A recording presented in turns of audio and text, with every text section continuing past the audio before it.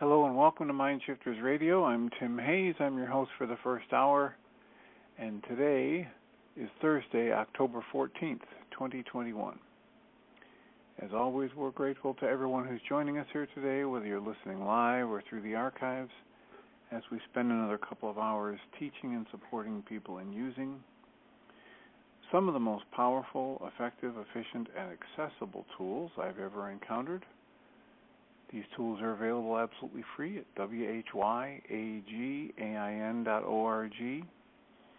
If you go to that website and click on the Start Here link in the upper left-hand corner, it'll take you to a page where you can download and read Chapter 24 of Dr. Michael Rice's book. His book is titled, Why Is This Happening to Me Again?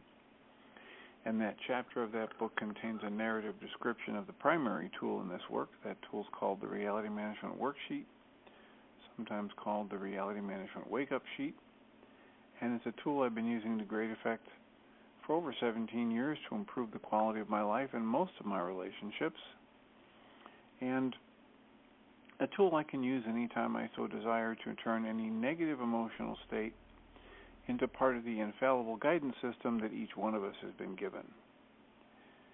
You can also download the actual worksheet process itself. It's a simple PDF file. Print it off, copy it, and use it as often as you'd like. You can also go to your App Store and type in the three words Heartland Aramaic Forgiveness and get access to a completely free and private app that contains the Reality Management Worksheet, an abbreviated version of that worksheet process, and a copy of the Dragon Klingon game, which is a wonderful way to introduce these tools to even younger audiences. We hope people do all of that soon and often because it usually promotes comments, questions, testimonials, or call-ins to help to ask us to help people move through the worksheet process. And we hope you do that. If you have any of those comments, questions, or testimonials, give us a call at 563-999-3581 and press 1. And that will put a little question mark by your phone number and let me know you want to talk, and we can have a conversation. We're also doing the Course in Miracles workbook lessons this year. Today is the 287th day of the year. Today's workbook lesson simply reads, You are my goal, my creator, only you. The commentary reads, Where would I go but to heaven? What could be a substitute for happiness? What gift could I prefer before the peace of God? What measure would I seek and find and keep that can compare with my true identity? And I would rather live with love than fear. You are my goal, Creator. What would I desire to have other than you? What way but that which leads to you could I desire to walk? And what, except the memory of you, could signify to me the end of dreams and futile substitutions for the capital T truth? You are my only goal. Your offspring would be as you created them. What way but this could I expect to recognize myself and be one with my true identity? So that's the Course in Miracles lesson 287. And we're also doing the Course in Miracles experiment by Pam Grout. And her lesson 287 is titled The Existential Shock of Being My True Self. She quotes Sarah Ban Breathnock as saying, The downside of spiritual law is once you understand a lesson, you can no longer play dumb.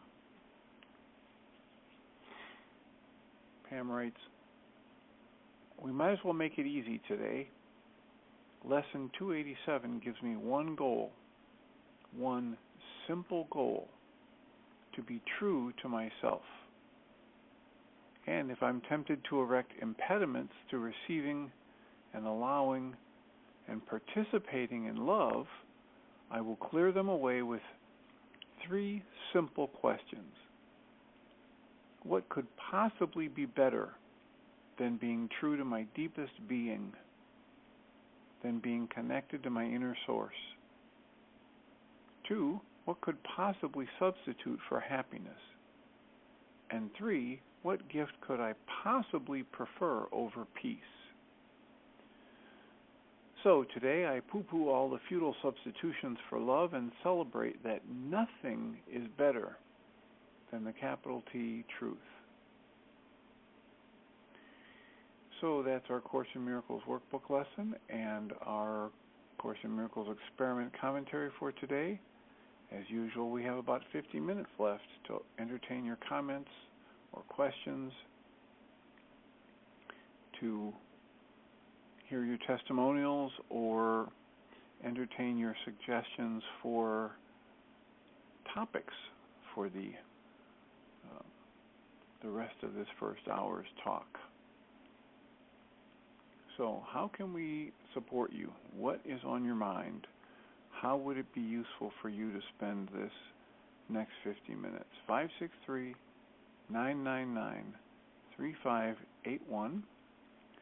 And if you call that number and press 1, we can have a conversation. It would be appreciated. It makes it far easier for us to live into our intention with this work when people call in and give us direction about what would be most useful for them. And it also makes it easier for the flow and makes it more relevant when people let us know what's going on in their life right now today, that a specific aspect of our discussion about these tools might bring them some benefit. Yesterday I was talking about one of the commitments from the 15 commitments to conscious leadership. And of course, sometimes when people hear that, they think, well, I'm not really a leader, and that doesn't really relevant for me, and I don't own a business, or I don't lead a team. And of course, that's not really what this is about. This is about living my own life in a way that is with balance and integrity, that minimizes my difficulties, maximizes applying my strengths, and living into the life that is possible for me as part of this flow of creation. Yesterday we were talking about the commitment of growing in self-awareness and committing to regarding everything that happens in my life as an opportunity for learning. Everything, including and sometimes especially those things I don't want. And the benefit that happens when I choose to look at whatever unfolds in life as perfect lines me up with people like Byron Katie. And Byron Katie says, of course I know that everything that's happened in my life so far has been perfect because it happened. And when I assume that perspective, since there's this whole range of things that I have no capacity to change in any way because they have already happened, and when I assume that they were perfect just as they are, and I ask questions about what might I learn from this, and how can I move forward from this space, I put myself in a much better, more flexible, more loving, more respectful position than when I fight against what has happened. And that's our goal in this work, to make our lives better, one way or another, to go with the flow, to ask to be taught by life, to be constantly learning. And that's one of the things that made the chapter of the book on commitment number 2 so powerful for me. This is a commitment to constantly learn, not just about technology, not just about physics, not just about botany, but to constantly learn about myself, I commit to grow in self-awareness, to become better and better at maintaining the vigilance about what's happening inside my energy system, which doesn't belong to me, but it is something I've been given some domain over. And so I have the ability to choose where I focus this creative energy that I've been given from somewhere, something, somehow. And it's where I focus that energy that determines my experience of life. The third commitment, the third chapter in the book, the third commitment, has to do with committing to feeling my feelings. And in this work, they're a little bit different than the Richard Moss stuff we were talking about last week or the week before, where he discusses feelings as simply the energy, and he separates that from emotions, which are the thoughts about those energies.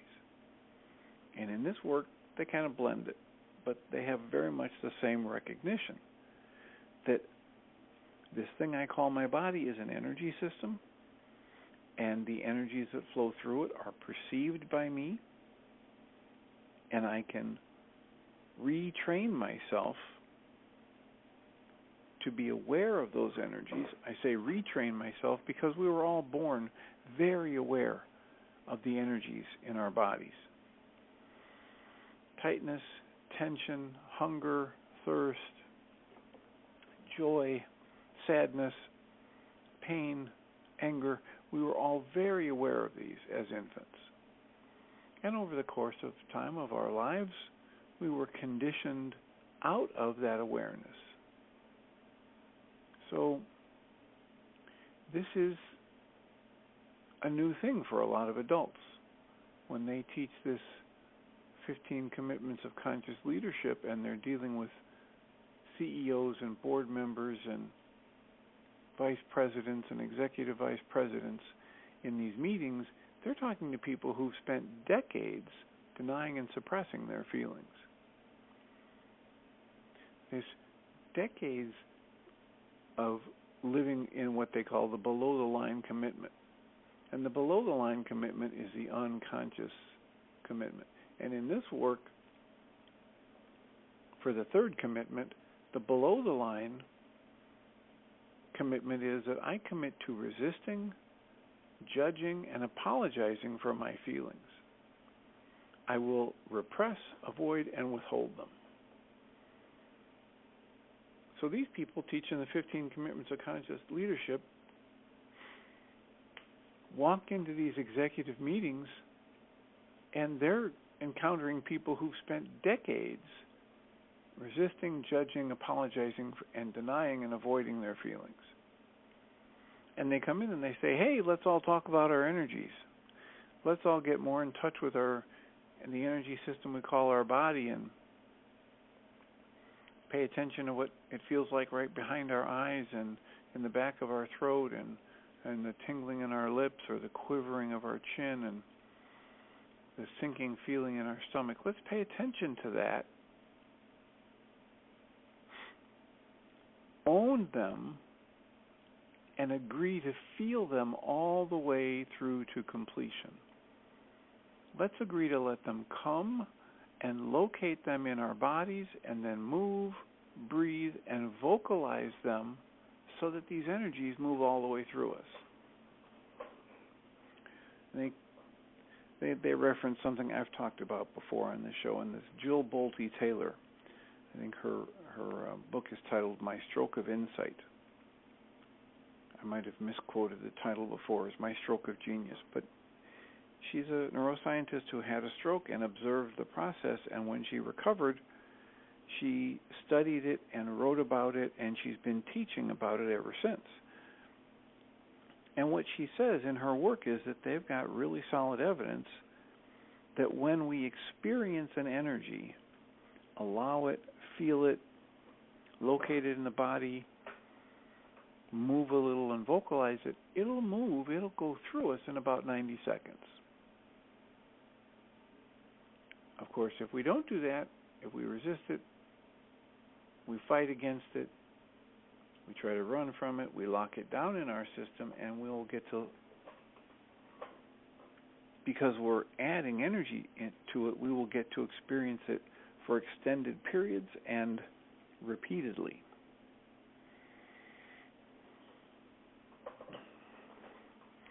And they've got some wonderful examples in the book about how difficult it is to be working with people, these business professionals who are so well trained at denying and running and hiding from their relationships, and how resistant they are to taking a different approach. But one of the things they know in coaching people and in business is that emotional intelligence is as, if not more important than your intellectual intelligence.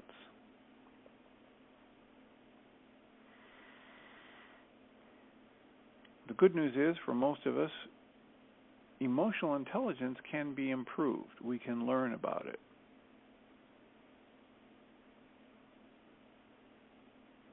So the definition they use for emotion is emotion, energy in motion. And they say at its simplest level, emotion is energy moving in and on the body. Or, in other words, feelings are physical sensations. Well, when we're working with somebody in a support group, we frequently ask them to get in touch with, locate what they're feeling, where they're feeling it. And it's a critical part of every reality management worksheet, as we're going to get clear about and get specific about what our true nature is and what we're experiencing in terms of our energies and emotions. And although it isn't as specifically spelled out in the worksheet, it's critical that we allow ourselves to have those energies, to feel them and work with them. So it's very, very similar to what they're talking about in the 15 Commitments of Conscious Leadership. They've actually located in their work the areas in the body where we feel these various emotions. And they have specified 5 basic emotions that all other emotions are aspects of or branch off from. And they list those 5 emotions as anger, sadness, fear, joy, and sexual feelings.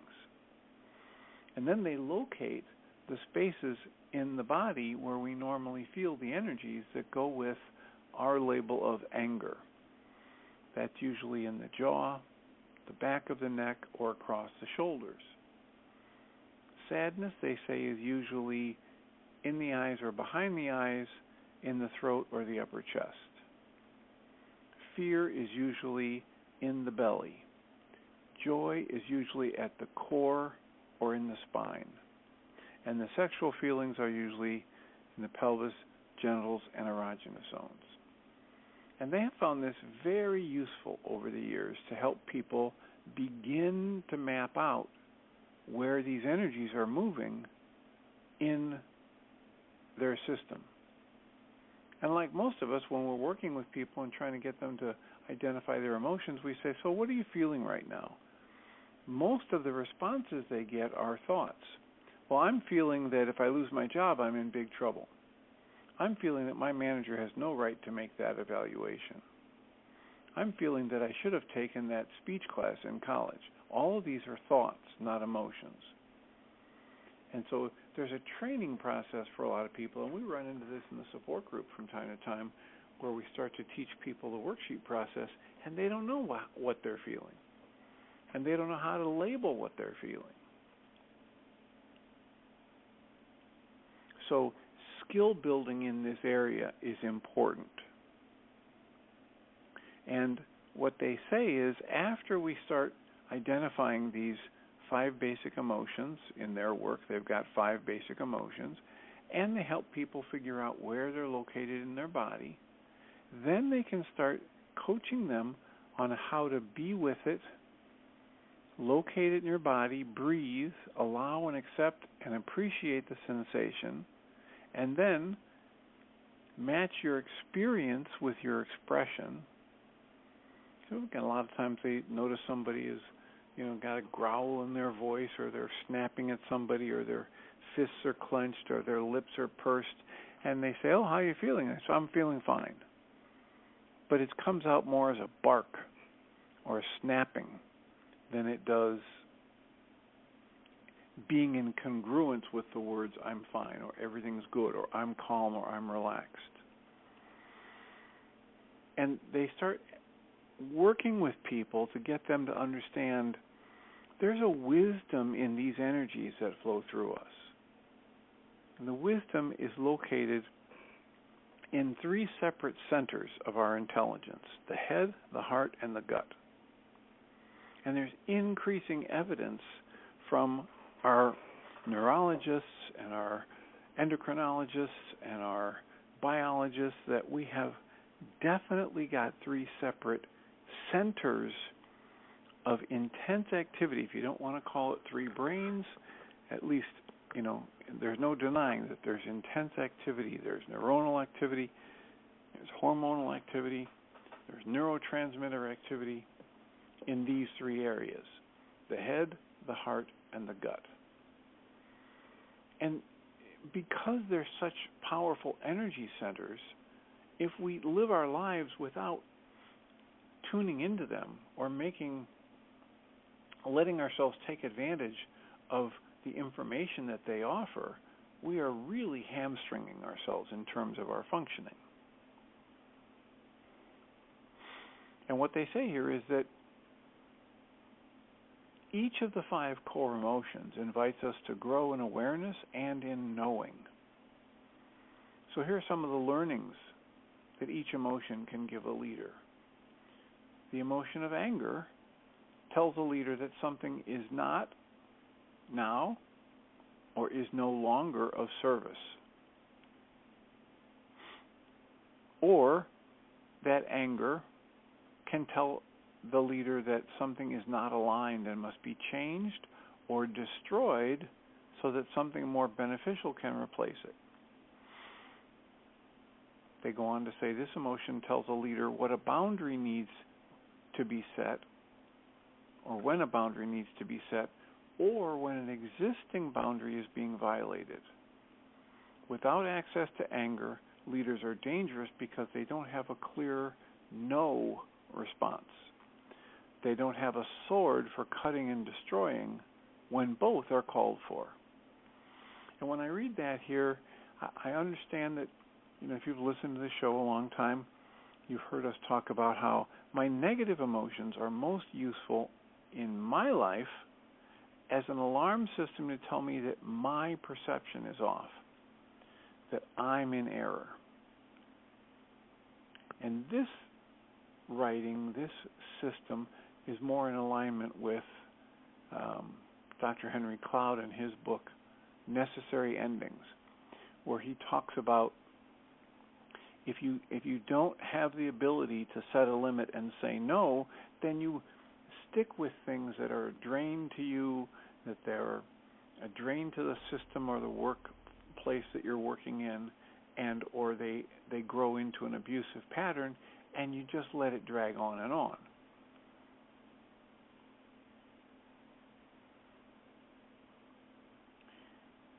So then they talk about fear. They say that fear tells a leader that something important needs to be known. One form involves something that is not being faced. Fear is the body's way of saying, wake up. Like the pedestrian who comes to a curb and feels a wave of fear run through his body and then looks up and sees an oncoming car run a red light. Leaders who access this fear or lack access to this fear become dangerous because they don't adequately sense dangers and or they're living in a sense of denial of what's actually happening. And another form of fear can tell a leader that something new is there for them to learn. Fear will invite your full attention and presence. For instance, a leader's first negotiation is not too different from a driver's first experience behind the wheel of an automobile. That energy that you might call fear the first time you go to drive tells you to get here, get present, stay alert, and it educates us to the fact that we don't fully know how to do this, whatever this driving thing is, and all of these skills that will require our full awareness. Then there's the energy of sadness. They say sadness tells a leader that something needs to be let go of. Something needs to be said goodbye to and moved on from. Sadness, they say in their work, is the energy of loss.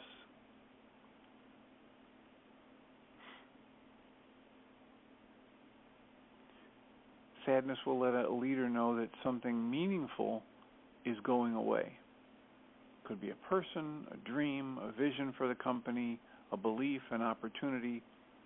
And they go on to say that leaders who can't feel the sadness are dangerous because these people hang on to old ideas, people, projects, and dreams long after they've served their purpose, which is exactly the point in Henry Cloud's book on necessary endings. Then there's this energy of joy. Joy tells a leader that something needs to be celebrated, appreciated, or laughed at, and someone needs to be patted on the back. Countless leaders fail to create a culture of celebration and appreciation because they're cut off from their joy. That's their belief. In their experience, people are as afraid of feeling their joy all the way through to completion as they are afraid of feeling their anger, fear, and sadness, and especially their sexual feelings. They can mistakenly believe that it's inefficient, or boastful to feel the joy emotion. Here's how leaders who can't experience joy are dangerous, because they can't adequately celebrate and appreciate either themselves or others. And unconsciously, they get committed to limiting things that would lead to celebration. The last of their core energies they call feelings are sexual feelings. Sexual feelings are the energy of creation and creativity. They tell the leader that something new wants to be birthed, to be created, or to come into the world. If you think of a leader and a team as being pregnant with ideas and innovations. Now, because of abuse, sexual feelings in the workplace, our society has tried to legislate them out of the environment. And we understand the reason behind this, but we believe that in doing so, they've limited creative potential. So for the purpose of their discussion, they want to differentiate between sexual lust, which is a desire to have sexual relationships with another, and sexual creativity, which leads to the birth of new ideas and innovative breakthroughs. They say we've actually known many people who've had the act of sex without any sexual feelings. In fact, they have sex when they're hungry, sad, scared, angry, and they're repressing feelings so they don't feel anything at all. Leaders and teams that get open to their sexual creative energy often experience a flow of the life force when a great new idea is being created. And that has nothing to do with the sexual act physically, one human body to another. It has to do with energy flow in the system.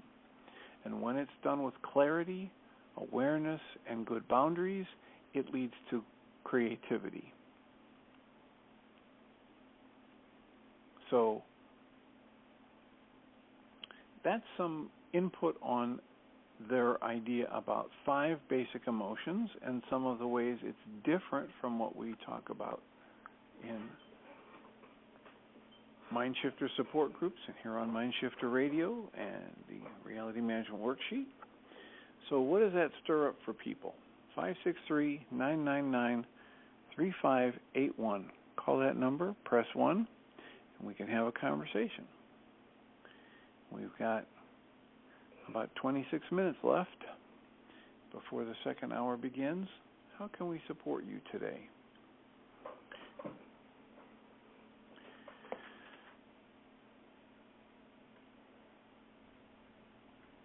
Susan, are you there? I am. Hi, Dr. Tim. Hello.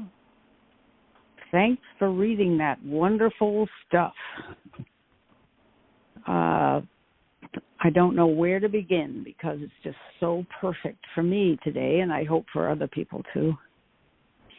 I am in my son's house because all of his family are out at school or work.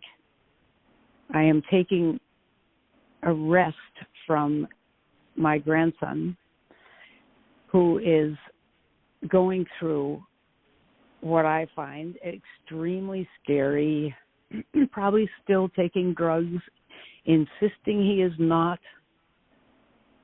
vacillating between mania with the strangest thought processes and moods, swings, all the way from, as I said, mania, all the way from there to terrible anxiety and sadness into tears. He's 21 years old. He's living with us. He desperately wants to go back to school. He's bored living with us. He is horrified that he took so many different kinds of drugs and resulting in no sleep for nearly a month except fitfully, so that he totally crashed. I told you a lot of this. So he's living with us, and I have been living in a state of fear and sadness that's beyond what I've experienced on an ongoing basis most of my life. And I'm using the tools, but I feel as if I am one person fighting a tidal wave. And I don't think I'm equipped to. Now, I can provide a safe. Is that your internal tidal wave, or is that the grandson tidal wave? Well, good question, because of course it's internal and triggered by this huge challenge of a not well grandson. So I'm just listening to what you've been reading and re-owning the fact that my reactions are my reactions, locating them where they are, sick feeling in the stomach, tightness in the chest. Mostly it's in the core area and not behind my eyes, although it could be. I can understand that. And I'm not quite sure why I'm even telling you all this, because I know I've got my work cut out for me, and I think I have an idea of what needs to be done. But I'm here on the radio show. For you or for your grandson? What needs to be done for me? For my grandson, I do not know what I can do for him except love him and listen to him. But he's sneaking upstairs in the middle of the night, kneeling by my bed, hoping I'll wake up. Well, I'm a light sleeper, so to wake up with somebody's face in your face is kind of unusual, to say the least. So I'm finding lots of physical reactions in me, unable to eat enough, unable to sleep enough, partly because of what he's doing and partly because sleep is a challenge anyway. And sadness and feelings of helplessness because I don't know what to do for him. And my daughter keeps calling and saying, I'm so grateful that he's safe in your house. You're just keeping him safe for the time being. We don't know what to do. I feel trapped. That's why I've escaped to my son's house for a while and listening to the radio as if it's just nectar to my soul, just to hear what feel like sane and helpful words. So I don't really have a question for you. I'm just making a report and seeing what you might have to say about that. Well, the thing that comes to my mind is the exercise that Dr. Michael Rice pulls out every once in a while about detaching. And it's a visualization of imagining that there's a beam of light that comes straight at you, parallel to the ground, but right at where the point where your eyebrows meet, where the third eye is in the Eastern traditions. And that one that comes straight down from directly above your spine, right through the center of your head. And where those two beams of loving light would meet is this location you can visualize. And it is very useful for a lot of people to visualize in that center some person, some issue, some event in their life that they keep obsessing about, that they've got a lot of negative thoughts about. And imagine holding an image of that person or that event or that dynamic in your life in that position in the center of your head. And then with breath and softening, ask for assistance from whoever you want. You can say Holy Spirit or Ruka or God or Jesus or your spirit guide or whatever. Ask for assistance in releasing your attachment to that thought, person, or event. And just breathe and soften and notice what you experience in a shift of energy.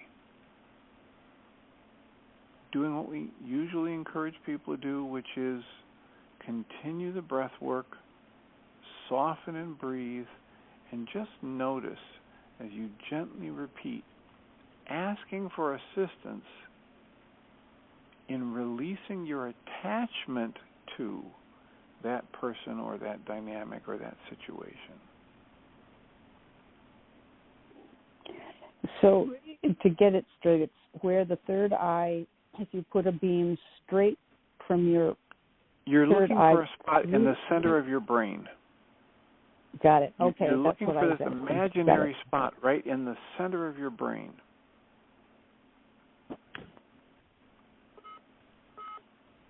And you just visualize that there is a spot there that you can hold your attention, and you can hold an image of this person or this situation or this dynamic that you're stuck on, that you're stuck obsessing about. As you do that, you hold the image there, then you just ask for assistance from some non-logical, non-linear energy, insight, intuition, creativity, holy power, whatever you want to think of it as. You're asking for assistance in releasing your attachment to that person or that energy. Good. That's something to do, something I can do. That's good. Yeah, I would highly recommend that you do it. Perhaps even right now while you're still on the call. I am doing it, and I feel a lot of energy coming right through my body and out my fingers and my feet. So I don't know what that means or anything. It's just something's moving is all I understand. Yeah, and that's what we want people to move outside the tendency to try and make sense of it and just let it be. That's what this whole talk about emotions in the 15 Commitments of Conscious Leadership is about. We're not analyzing my. Their procedure is not analyze it and figure it out. Their procedure is, I commit to feeling my feelings all the way through to their completion, whatever that might look like. Whenever they come, I'm going to locate them in my body, and then I'm going to move, breathe, and give voice to them, vocalize, not necessarily with words, but vocalize so that these energies move through me. Mhm. Dr. Tim, could I ever share this?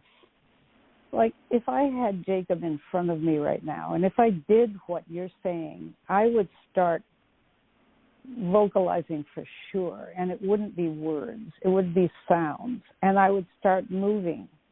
And he, in his state of mind, might really understand that. He might be able to join me in that. So is this the same grandson that you were talking about just the other day who had 2 ibuprofen and seemed to be transformed? Yes. He stopped the ibuprofen, and he's on Abilify and Effexor and Seroquel at night, and also a drug for anxiety, brand new, that I don't know the name of. But he came out of his latest doctor's appointment saying that his doctor implied or hinted that he should be microdosing LSD.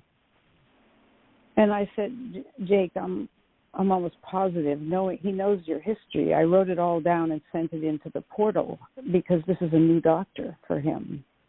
Gave him a background of what had been happening to you to the best of my understanding, and I don't think he would recommend that. But he wants desperately to take it. It was the way he felt better. He felt really good microdosing, but he also didn't sleep and then crashed after a month of no sleep. I think it but accumulated. Chances are he wasn't in the exactly system. microdosing. Well, that's right? a good thing. He did. I mean, good point, because he did say that he took a double dose of straight out LSD toward the end of it all, but he hadn't slept for the entire month, and he was agitated enough to want to do something drastic. So the microdosing had a negative effect, along with the mania and feeling happy and productive. And when he says productive, the produce of that month of microdosing produced snippets of music that I didn't think were up to his standard at all. And he began to doubt himself and so forth. Anyway, I'm going in 10 directions now as I talk to you, but going back to just going into that point, observing it, feeling what I feel, and detaching from it, I want to do that, to let him just do what he's doing and not, it's like giving up the goal in the worksheet all over again. I want him well. I want him to feel well. I want him to be safe. He's not. And I have no control over that. And when I say that, I feel extremely sad about that. I can't help him except to be there and love him and take care of myself, which I'm struggling to do. But so... Well, we'd certainly be happy to support you in doing that, taking care of yourself, doing the things that you can do. And what most people don't realize is that as an action, some might even call it an intervention, is one of the more powerful things I can do, because there I'm leading by example. Yeah. If he becomes, I suppose so. I don't think he's observant enough. He's very, very aware of himself. And when I'm leading by example, I don't have influence over whether or not somebody takes that example and uses it. Yeah, it's true. When I'm leading by example, I'm not doing an intervention in someone's life. I'm just being the best I can be. Mm-hmm. It's up to other people thinking of to choose what they do with that. Yeah. Michael had mentioned, I think this is Michael, that humility is seeing the highest and best in oneself and the other and acting only from that vantage point or platform or whatever. I love that idea. And I'm trying to apply it, even though I'm suspicious that I'm tempted to run into the basement apartment where he's living in our house, which is very dark. It has no windows, but it's nicely set up. He dives down in there, and I'm imagining he has a stash of stuff here and there, and I'm tempted to run down there and find it. And I doubt I would find it because he's smart. And maybe I'm even wrong about this, but if I ask him outright, he says, no, I've been clean for a month. And he looks me right in the eye. So I just have to keep observing what I feel and let go, let him do what he's doing, let him do it, and then keep loving him, I guess. And that's not hard to do, loving him. I mean, we're sort of bred in the bone type of thing because he's my grandson. But yeah, thanks for listening to all this. Well, the work is your work, and the more you do right. it, the better you get. And then, if and when he's ready to use that living example, it's there for him. Yeah.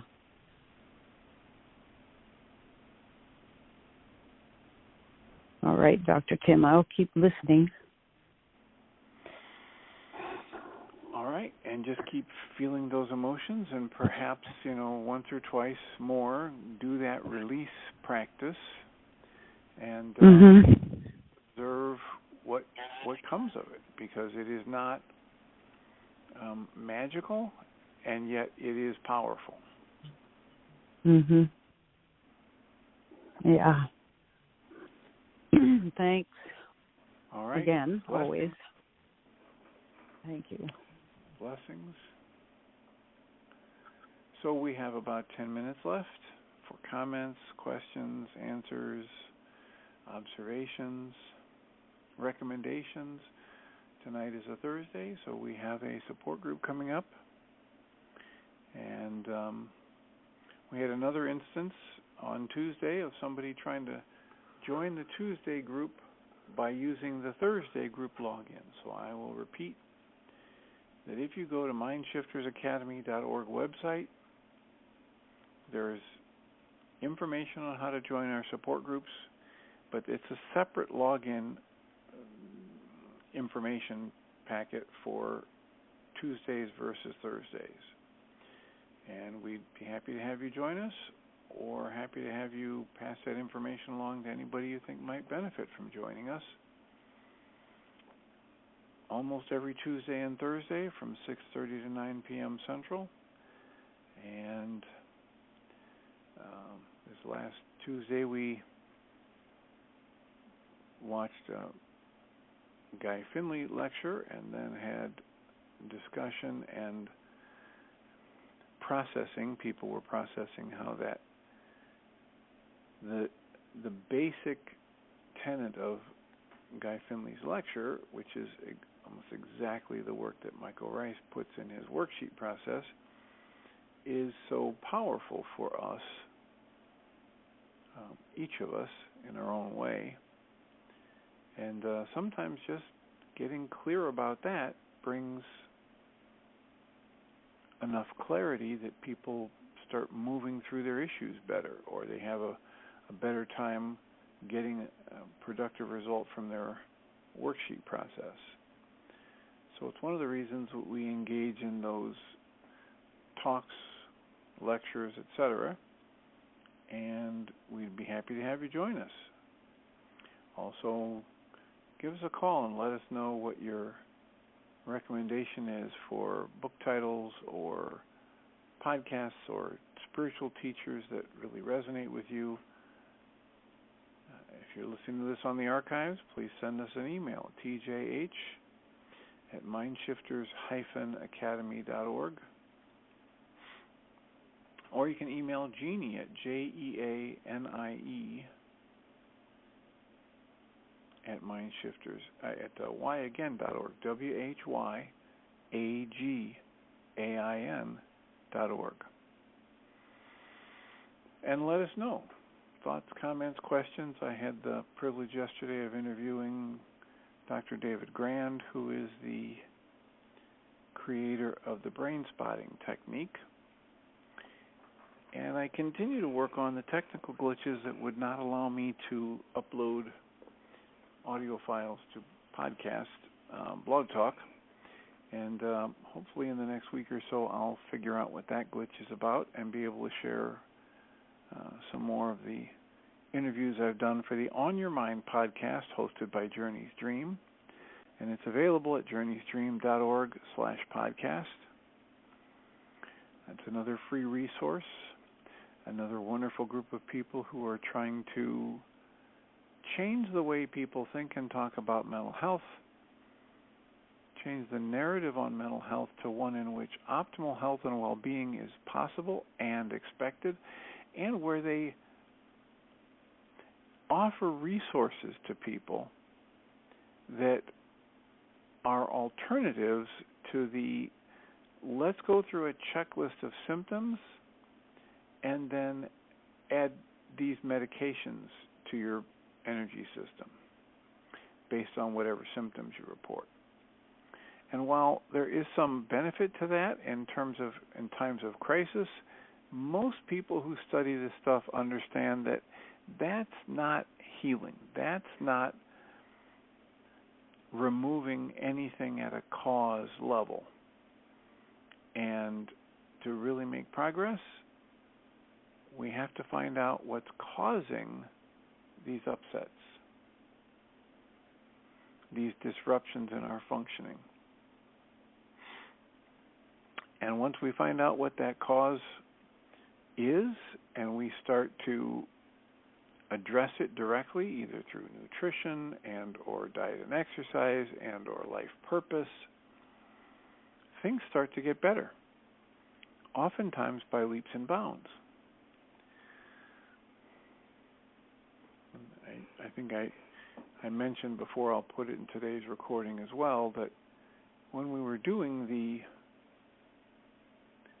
Integrative Mental Health Summit, which was hosted by Journeys Dream and Mensa Medical, we had a presentation by Dr. Walsh, who basically works with nutrition in psychiatric areas.